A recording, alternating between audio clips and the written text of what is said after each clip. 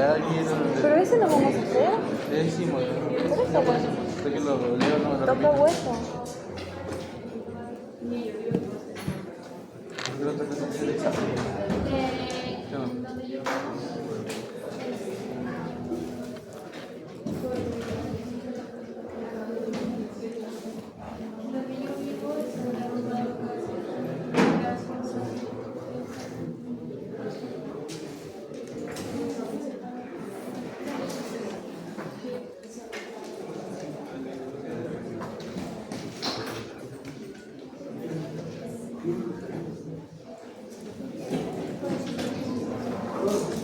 Ya, muchachos, buenos días. Bien, vamos a ver entonces el siguiente capítulo, que es la fisiología del hueso.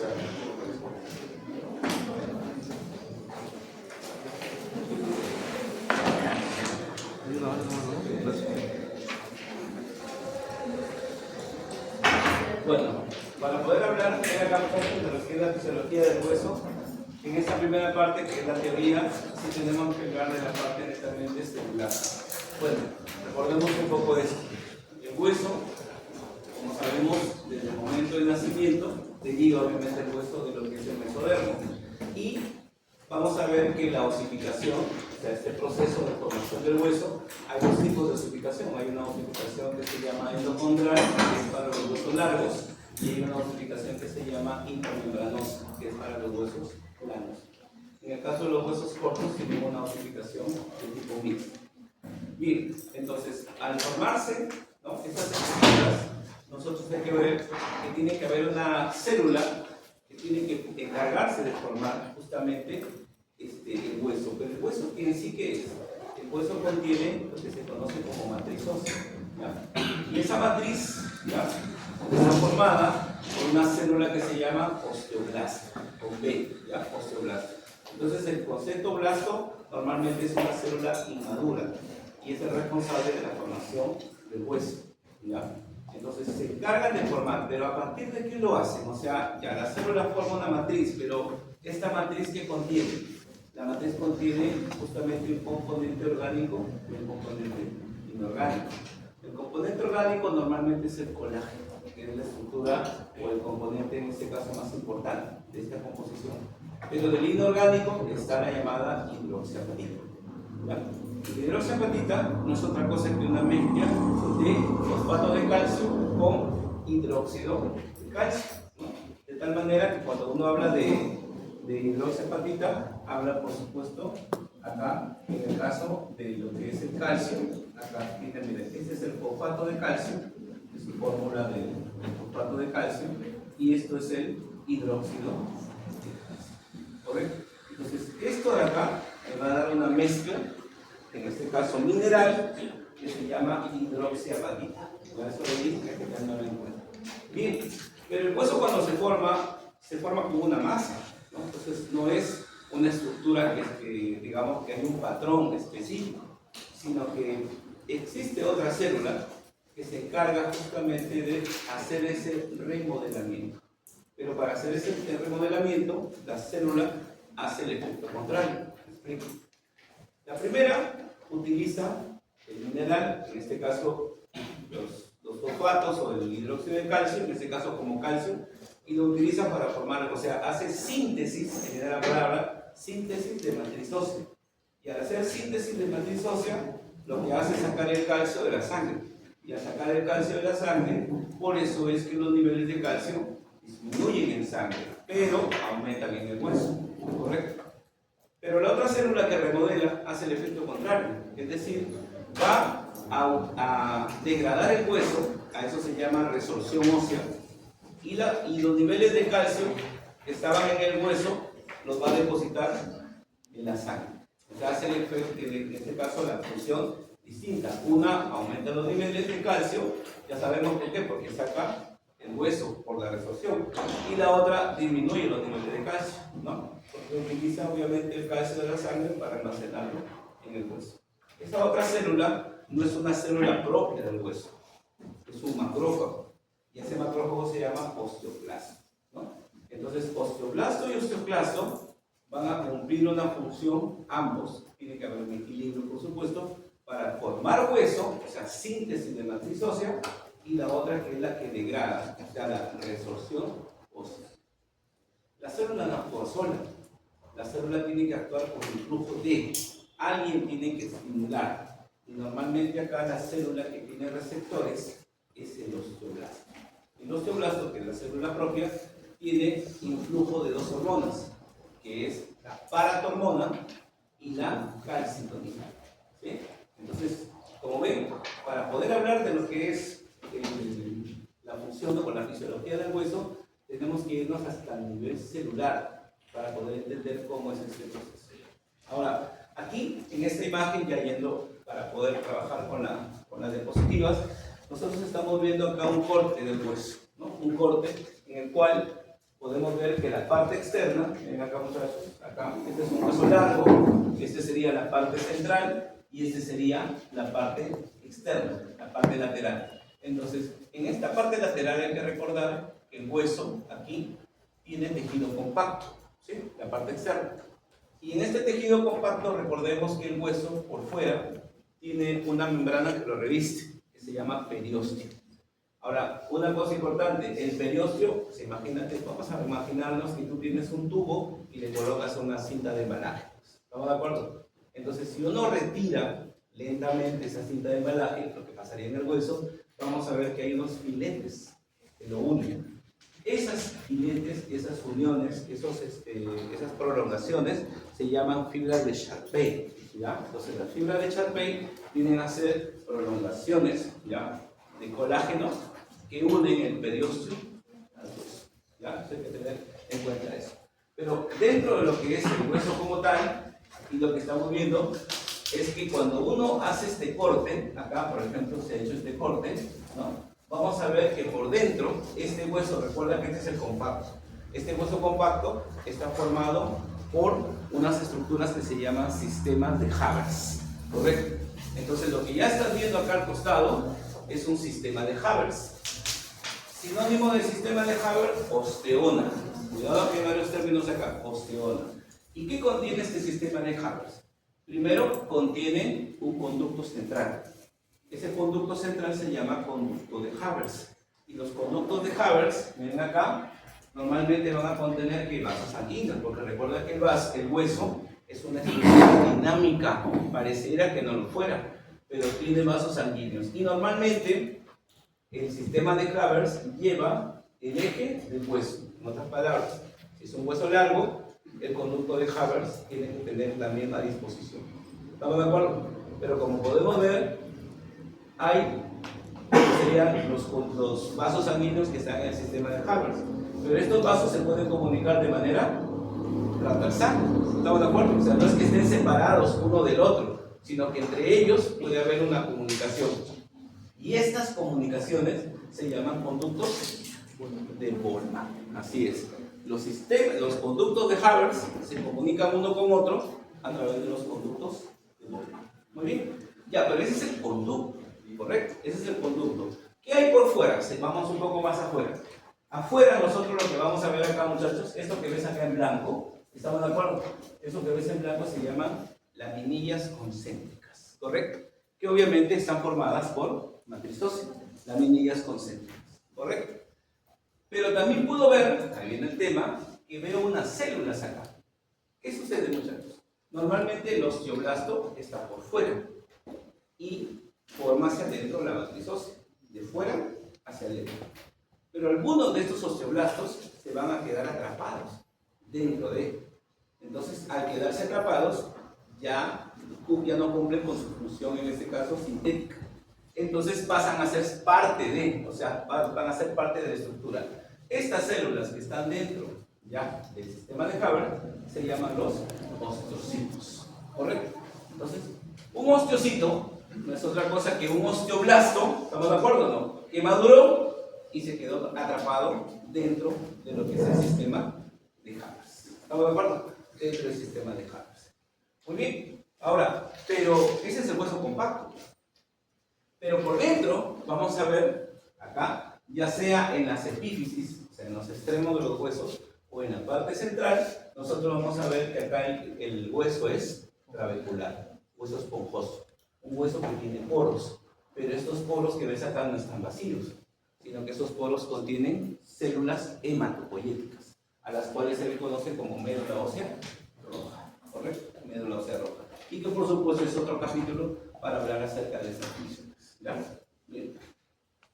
Entonces acá podemos ver en la imagen nuevamente lo que ya habíamos estado hablando, ¿no? Entonces, el hueso largo, en la diáfisis, por así decirlo, la diáfisis, casi toda la diáfisis normalmente es hueso compacto. La parte externa, superiostrio, ya sabes que lo reviste, y dentro del hueso compacto, los sistemas de Haber. Los sistemas de Haber, ya sabes que contienen los conductos, las láminas concéntricas, los osteocitos, y que estos conductos de Goldman que contienen los vasos se pueden comunicar de manera transversal por los conductos de Goldman. ¿Correcto? Hacia adentro encontramos el hueso trabecular y ahí vamos a encontrar a la médula ósea roja. Ahora, cuando hablamos de huesos, ahora hay huesos, eso lo vemos con imagen, pero digamos cuáles son los huesos representativos de donde podemos nosotros encontrar una abundante médula ósea. Tenemos el esternón, tenemos el ilíaco, que son huesos planos y que obviamente son los lugares donde normalmente se hacen las llamadas aspiraciones, ¿no? Para hacer un estudio de médula ósea. Y al costado, nuevamente, para que no te pierdas, el sistema de Haber, ¿no?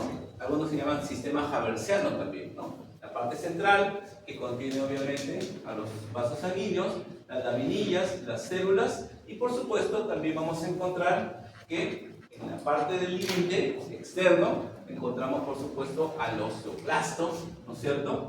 Y de eso de aquí lo vamos a ver, ¿no? O sea, el sistema de Haber, esto de acá constituiría el límite nada más, ¿no? Lo que circunda. Pero estas dos células que lo estamos hablando hace rato son las que van a tener la función de formar a esa estructura. Solamente lo estamos viendo como estructura, ¿ya? Bien. Ahora, antes de eso, cuando una persona presenta anemia, ¿correcto? La anemia simplemente se define como una disminución de glóbulos rojos, ¿correcto? Pero esta anemia no siempre es por falta de hierro, ¿no? Normalmente estamos acostumbrados a que la anemia se maneja con hierro, ¿no? Pero esa es una anemia que se llama ferropénica y necesita de otros parámetros para poder saber exactamente qué es una anemia ferropénica.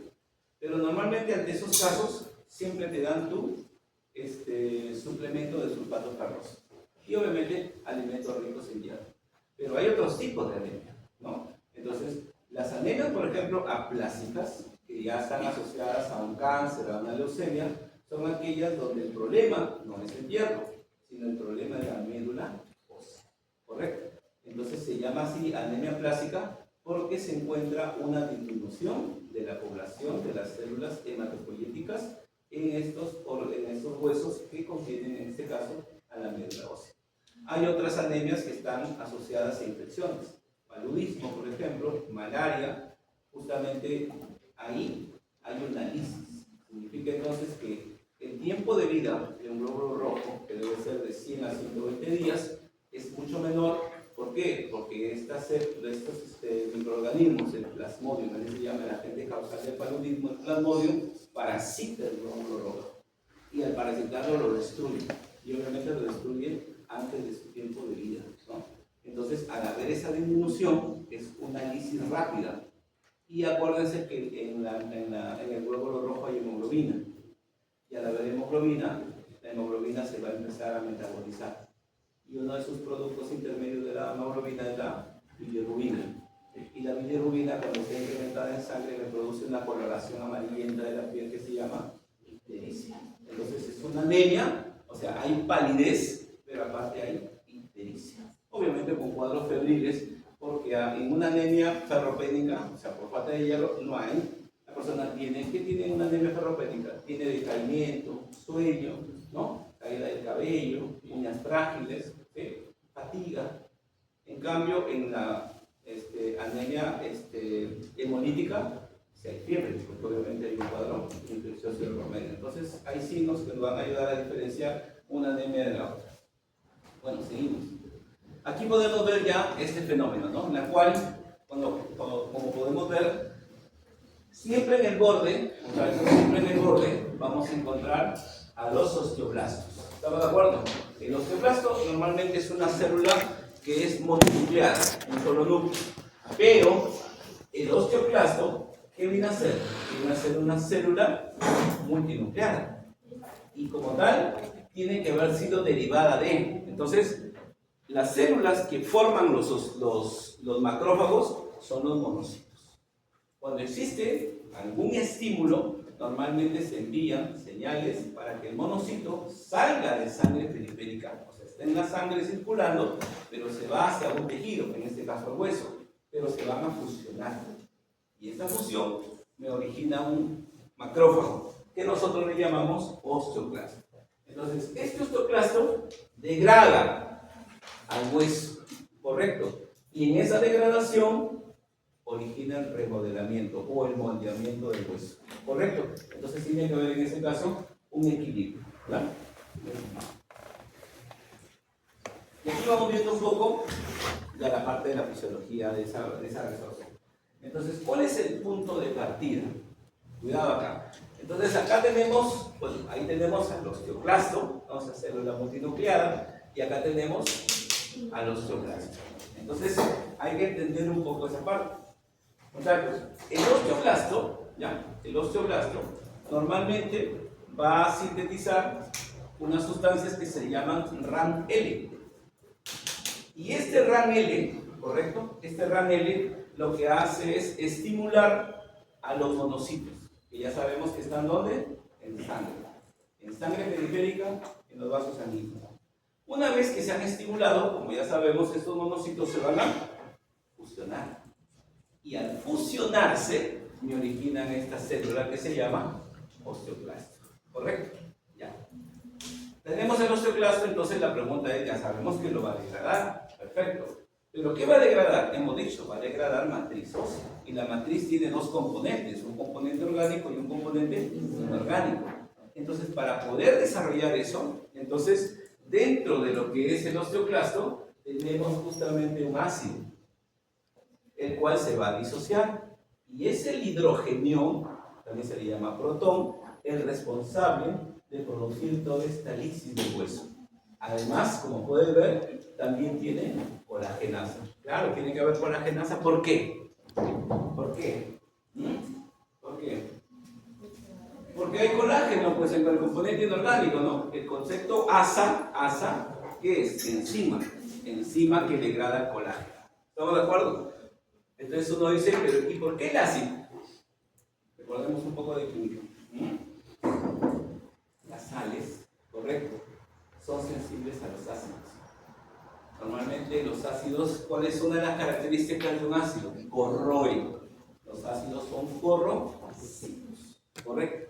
O sea, que estamos con nuestros huesos corroídos. No, tampoco es así. Pero el efecto que desarrolla este osteoclasto, ¿correcto? Es justamente para que pueda, en este caso, hacer ese moldeamiento. Ahora bien, como pueden ver ahí, hay otro concepto. Al desarrollar su función esto, al degradar, ¿me va a crear una cavidad o no? Sí, me crea una cavidad. Y esta cavidad se llama la laguna de Hoche, ¿correcto? Esa es la laguna de Hoche, que forma a raíz de este mecanismo, ¿correcto? Muy bien, ahora muchachos, lo que te decía, al degradarse el hueso, lo que está haciendo es que libera calcio, porque recuerda que el calcio no se pierde, ¿correcto? El calcio se reabsorbe. Y al liberarse el calcio, entonces por eso me dice que la calcemia, el concepto calcemia significa concentración de calcio en sangre, ¿correcto? La calcemia aumenta. Y la fosfatemia, claro, porque hay que recordar que dentro de los componentes de la hidroxiapatita está esto de acá, ¿no? ¿Cómo se llama eso? Fosfato. PO4 a la menos 3.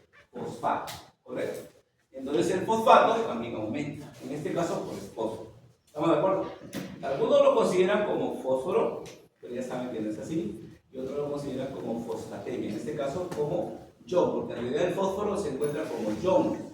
El calcio también. Nosotros tenemos, por ejemplo, iones, ¿no? La vez pasada les comenté. Nosotros no tenemos elementos en su estado natural, ¿no? Sí, el concepto errado que siempre dicen, no, la sal tiene yodo. La sal no tiene yodo, por si acaso, ¿no? El yodo es un elemento tóxico. Entonces, si es tóxico, ¿por qué no dice? No, lo que contiene la sal es yoduro de potasio, que es otra cosa. O sea, tenemos un elemento, pero en forma de sal, que no es lo mismo, ¿correcto? Entonces, hay que tener cuidado. Es como cuando dicen, no, el agua tiene cloro. ¿Cloro? Pues estás enfermo, ¿no? El cloro se utilizó en la Segunda Guerra Mundial. El agua no tiene cloro, el agua tiene hipoclorito de sodio, que es muy distinto. ¿Estamos de acuerdo? Entonces, hablando químicamente, no es así. Son términos totalmente distintos. ¿Ya? Ten cuidado con eso. La crema dental tiene flúor. No, el flúor es tóxico también. Contiene monofluorofosfato de sodio, creo, ¿no? Pero bonito, no suena bonito, ¿no? Pero eso es lo que contiene. Ahí su crema dental lo van a revisar. Bien, seguimos. Bien, y ahí obviamente una forma distinta de hacer el enfoque. Ah, me estaba olvidando de algo. Espera. Me estaba olvidando de algo. Ya, escúchame. Pero alguien dirá, pero ya, el osteoblasto, muy bien. A través del RAM estimula al osteoclasto. Bacán. Pero, ¿qué? ¿Y lo va a degradar a todo el hueso? No. Tiene que haber un equilibrio, ¿o no? Claro. Entonces, para que haya un equilibrio, así como el RAM hace el efecto positivo, ¿estamos de acuerdo o no? La OPG, correcto, esta enzima hace el efecto opuesto. Inhibe, en este caso, ¿a quién? A los monocitos. Al inhibirlos, ya no se fusionan. Si ya no se fusionan, ya no hay osteoclastos. Si ya no hay osteoclastos, ya no habrá resorción. ¿Correcto? Entonces, siempre tiene que haber un equilibrio. Entonces, ya sabes que existen dos sustancias que se producen en el osteoblasto que van a estimular o a inhibir, ¿correcto?, la acción de los osteoclastos, ¿no? Bueno, te decía que es más de lo mismo acá. Y ahora vamos a ver el tema de las hormonas. Miren acá. Bueno, ya habíamos visto desde el punto de vista de lo que es el punto de vista celular.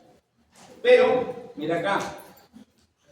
Cuando uno habla, recuerda acá, aquí el estímulo, vamos acá, el estímulo viene a ser el tema de los niveles de calcio. Muy bien. ¿Qué hemos dicho nosotros?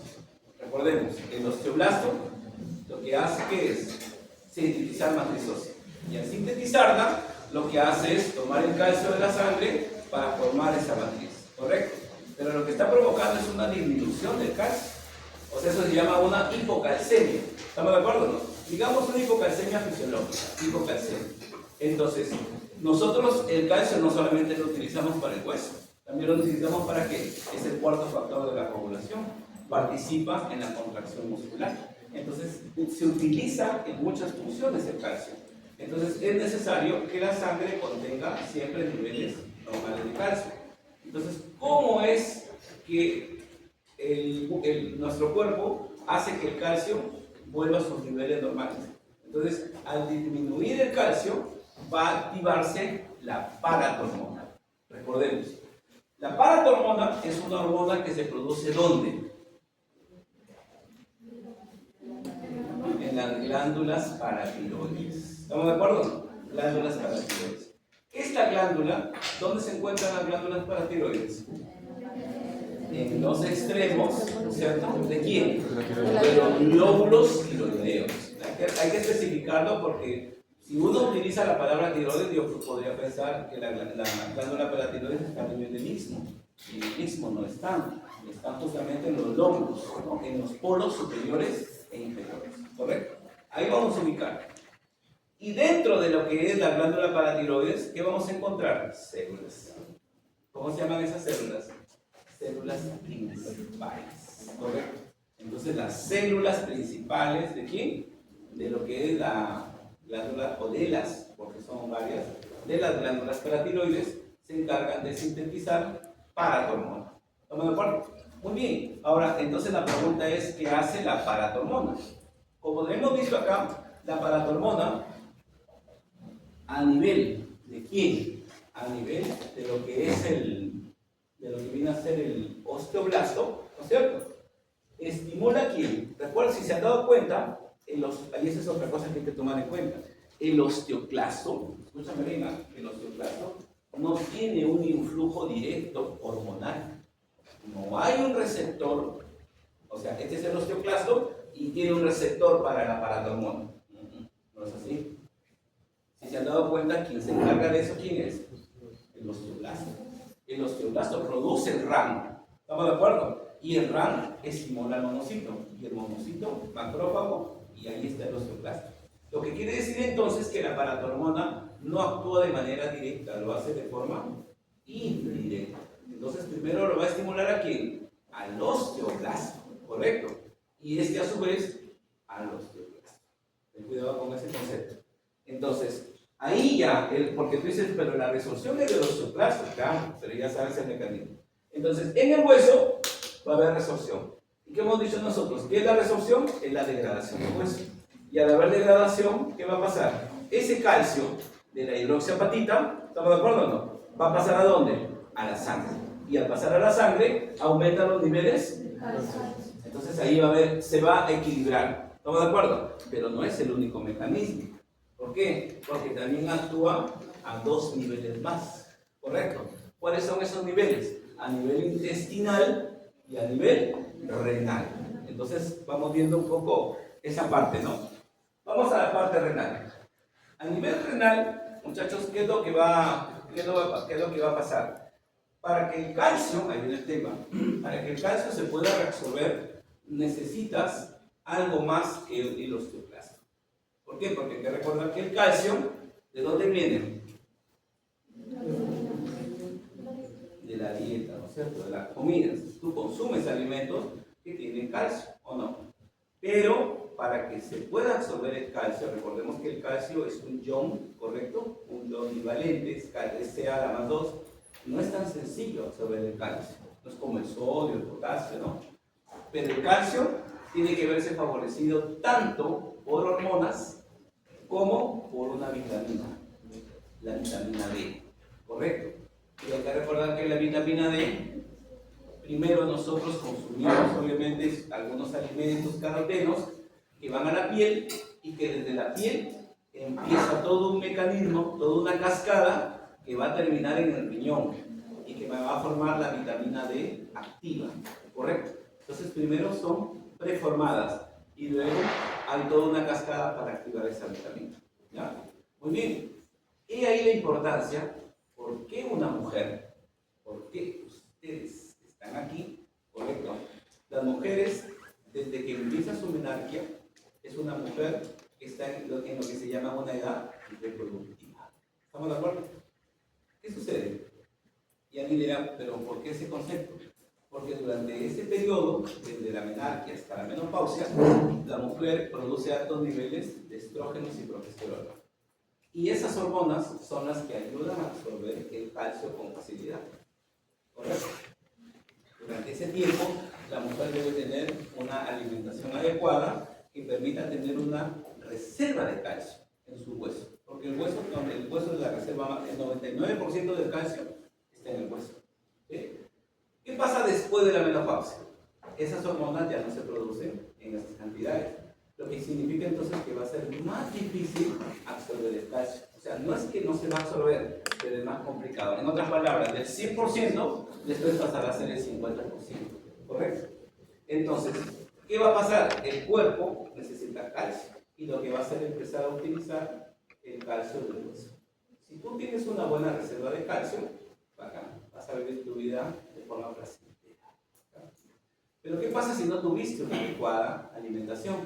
Entonces los niveles de calcio, la reserva de calcio baja.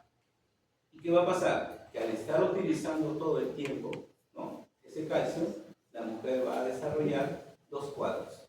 Una susceptibilidad, un riesgo que se llama osteopenia, así se llama, o el peor de los casos, que es una osteoporosis. ¿Correcto? Y la osteoporosis ya saben que viene asociada a fracturas. Por eso que una mujer que tiene osteopenia, se diagnostica osteopenia o se diagnostica osteoporosis, normalmente debe tomar ¿qué? Calcio. ¿Pero solo calcio? No. ¿También qué debe tomar? ¿Qué es lo que ayuda a absorber ese calcio? Hormonas, pues tiene que tomar suplementos hormonales. ¿Correcto? Suplementos hormonales para que facilite ese trabajo. Entonces, eso de ahí debes de tomarlo en cuenta porque A nivel intestinal, sobre todo, encontramos eso. Entonces, aquí, en el caso del riñón, como te decía, el riñón lo que hace normalmente es transformar, ¿ya? La 24,25 hidroxicolecalciferol, así se llama esta forma de la vitamina D, en la llamada 1,25, ¿ya? Colecalciferol, que es la vitamina D activa. Y desde la piel, como puedes ver allá, nosotros tenemos una forma, en este caso, que se ha obtenido, insisto acá, por carotenos. Uno consume frutas, ¿correcto? Y desde ahí podemos obtener los carotenos, que se conoce como colecalciferol. Este colecalciferol se tiene que ver favorecido en este caso, por la radiación solar. El sol participa ya en esta activación, y este colecalciferol va a pasar por el hígado. Y al llegar al hígado, entonces aquí se va a formar el 25-hidroxicolecalciferol. Pero a nivel del riñón, ¿estamos de acuerdo? A nivel del riñón, esta 1-alfa hidroxilasa se va a encargar de transformar el 1,25, eso es lo que te quería aclarar, 1,25 hidroxicolecalciferol. ¿Estamos de acuerdo? Entonces, de la piel, colecalciferol. En el hígado, 25. Y acá, 1,25. ¿Correcto? Entonces, aquí está el punto clave. ¿Por qué? Porque si no tenemos, muchachos, si solamente nos quedamos acá, sigue siendo inactiva. ¿Estamos de acuerdo? ¿Quién se encarga de activar esto? La PTH. ¿Correcto? Porque ¿en qué participa la PTH? Aquí. ¿Correcto? En la producción, en la síntesis de 1-alfa hidroxilasa, que es la enzima responsable de hacer este cambio. Recuerda que esta es la forma activa. ¿Estamos de acuerdo? Forma activa. Ya. La pregunta es esto. ¿Y por qué acá dice que aumenta la reabsorción de calcio? Claro, pues la idea, muchachos, aquí normalmente recuerda que a nivel de la orina, cuando veamos renal, recuerden ustedes ¿qué es la orina? Un filtrado de la sangre. ¿Estamos de acuerdo? En el primer proceso, imagínate lo siguiente: tu sangre pasa por un filtro, y en el primer filtro lo único que no pasa son células y proteínas. Todo lo demás pasa. ¿Y qué es lo que pasa? Agua, hormonas, glucosa, aminoácidos, y salen minerales. Todo va a pasar. Ahora, la pregunta es que ¿todo eso se va a perder? No, se tiene que reabsorber. Entonces va a pasar por un proceso de túbulos donde cada uno empieza a tratar de recuperar y reabsorber todo eso. ¿Correcto? Entonces, una pequeña cantidad se elimina entre ellos, pero la idea de la hormona es evitar o disminuir que esa pérdida sea considerable. Por eso es que a nivel de riñón se hace la reabsorción. ¿Estamos de acuerdo? No es absorción, es reabsorción, porque ya está absorbido, está dentro de. La idea es evitar que se pierda, por eso dice reabsorción. Sin embargo, acá viene el tema. Sin embargo, mira acá este pequeño detalle, ¿no? ¿Right? Normalmente cuando hablamos de un proceso de reabsorción hay mecanismos de contracorriente. ¿Qué quiere decir? Que para que una sustancia salga, la otra tiene que ingresar. No es que todas puedan salir, hay un mecanismo de contracorriente. Y obviamente, ¿quiénes participan? Cargas positivas y negativas. ¿Estamos de acuerdo? De ahí que en el caso del calcio se va a recuperar, porque queremos que se mantengan, ¿no?, los niveles. Porque recuerda que el fin de la hipocalcemia, los mecanismos es aumentar los niveles. Sin embargo, lo que sí se pierde es fosfato. ¿Estamos de acuerdo? Pero el fosfato, como sabemos, lo podemos obtener de otras fuentes, ¿ya? Aquí la finalidad es reabsorber el calcio. Entonces ya entendimos en el hueso, ya entendimos a nivel renal. Y a nivel intestinal, en este caso, a nivel del intestino delgado, por supuesto, vuelvo a repetir, aquí quien favorece esta reabsorción del calcio van a ser en este caso ¿quiénes? Las hormonas sexuales. En el varón testosterona, en la mujer estrógenos y progesterona en menor rango. ¿Estamos de acuerdo? Ahora, cuando una persona, ahí viene el tema, se deshidrata, de ahí que cuando uno estudia ese capítulo, ahorita no lo van a ver después, el tema de diarreas, hay que ver que las diarreas tienen diferentes características. Hay diarreas acuosas, hay diarreas osmóticas, la naturaleza, hay diarreas disentéricas, que son las que van acompañadas de moco y sangre. Entonces, tenemos que entender de qué diarrea es para poder saber por qué va a ser hidratar. ¿Correcto? Cuando uno va a un centro de salud, ¿con qué puedes hidratar?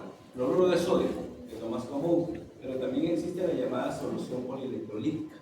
Entonces, ¿de qué depende que yo ponga una solución o ponga un cloruro de sodio? Debe haber una clínica que me indique cómo está el paciente, porque tampoco puedo mal utilizar eso, ¿sí? Pero cuando hay pérdida de calcio, la persona tiene fasciculaciones. ¿Qué significa eso? Que la persona empieza en la parte, sobre todo a nivel de miembros inferiores, a tener movimientos, ¿no? Movimientos a nivel musculares, y eso me está indicando que la persona está perdiendo calcio. Ha tenido tantas diarreas que ha tenido y obviamente desarrolla ese problema. Y ahí utilizo solución polielectrolítica, porque el cloruro no tiene, es cloruro de sodio nada más al 0,9%, y eso no tiene calcio.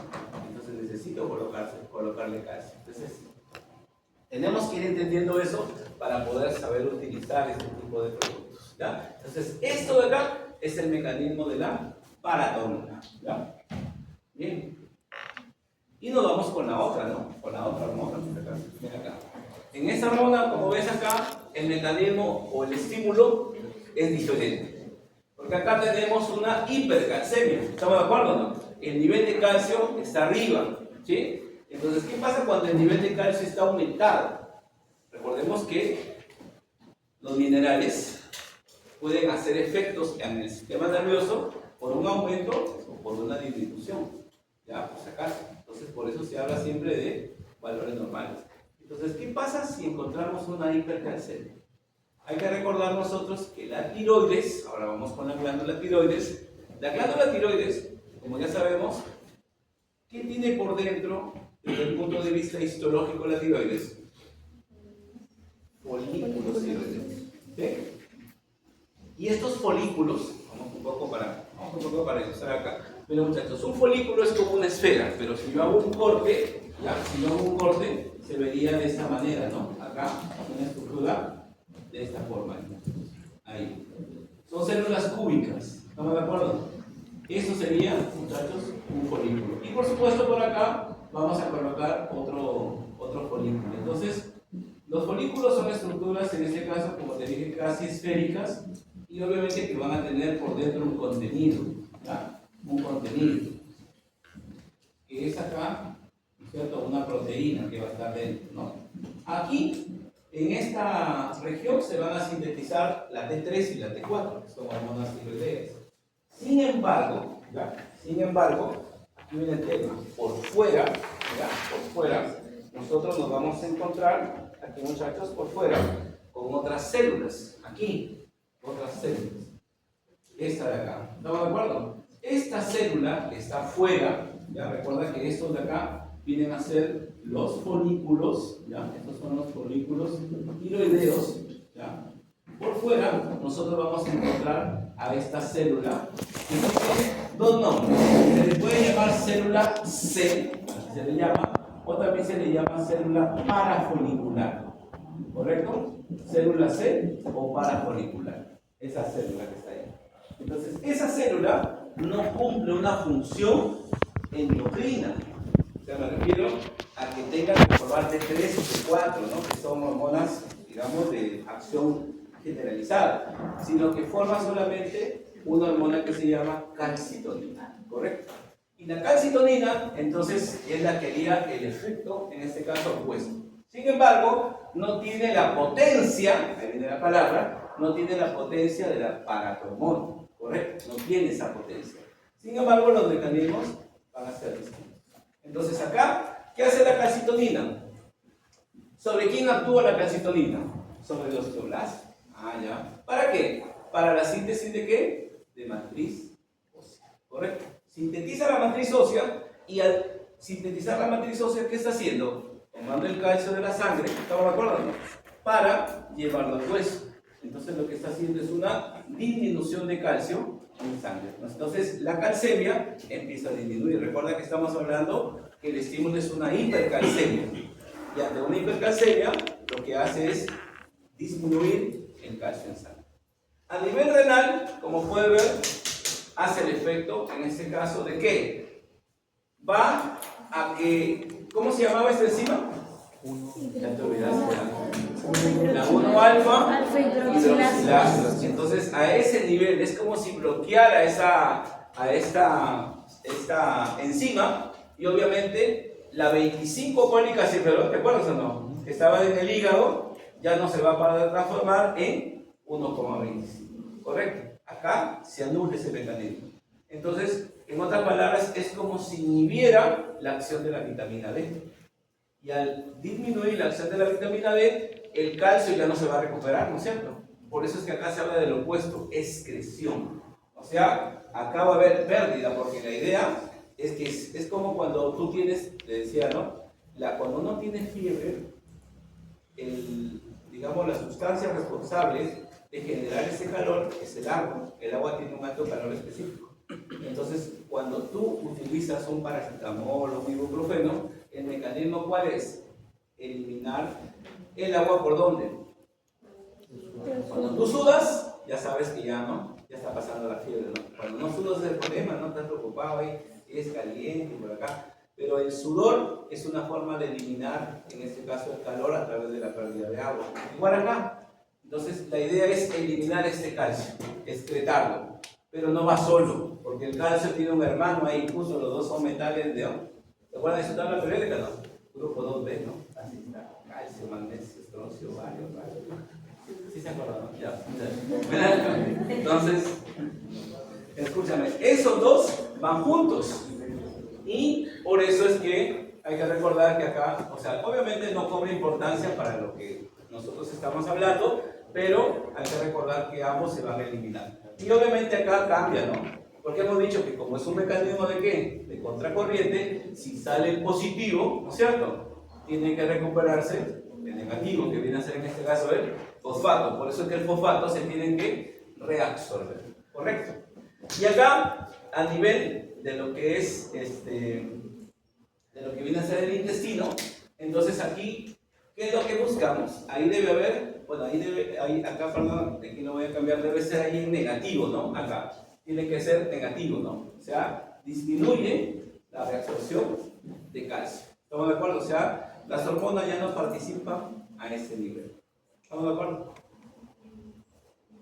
¿Preguntas? ¿Está bien? ¿Sí? ¿Te doy bien ahí? Dime. En la reabsorción no era negativo. Por eso, pues lo que estamos hablando, eso se va a corregir. O sea, en reabsorción de calcio también es negativo.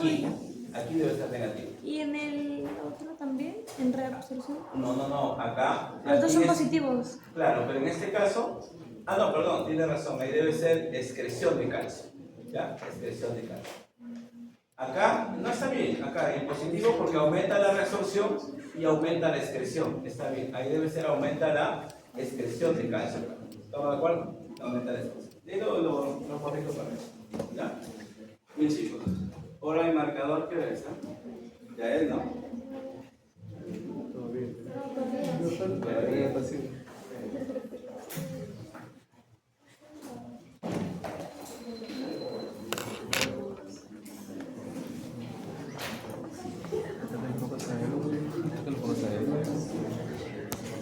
Ya. Toda la clase la grabamos ya. Tenemos hasta las 9:40. Sí. Ya queda, no se vaya.